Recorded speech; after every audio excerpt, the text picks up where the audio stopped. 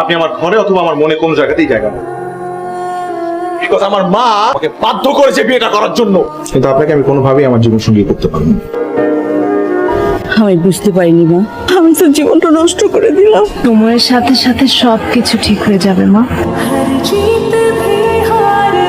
আপনি চাইলে উপরে এসে ঘুমাতে পারেন। আমি অনেক কষ্ট করেই বড় হয়েছি, এ যাতে শুনে কিছু হবে না। কি ব্যাপার, কাঁদছেন কেন? কিন্তু কান্না থামান। যাচ্ছি আমার ভাগ্যের কথা ভেবে। আমি আসলে বিয়েটা করতে চাই নাই, কারণ আপনাকে দেবার মতো ভালোবাসা আমার নেই। আমাকে দেবার মতো ভালোবাসা কেন নেই আপনার কাছে? আমি একটা মেয়েকে পাগলের মতো ভালোবাসতাম, তো ও আমার ভালোবাসাটাকে তুমড়ে মুচড়ে ফেলে দিয়ে চলে গেছে। তো আপনার মায়ের কথা চিন্তা করে তো জীবনটাকে এইভাবে কাটানো ঠিক না। আমি আমার মাকে কষ্ট দিতে চাই না, নতুন জীবন শুরু করতে চাই। এটা কি সম্ভব? আপনি কি আমাকে ভালোবাসবেন? আমাকে একটা নতুন জীবন দিবেন?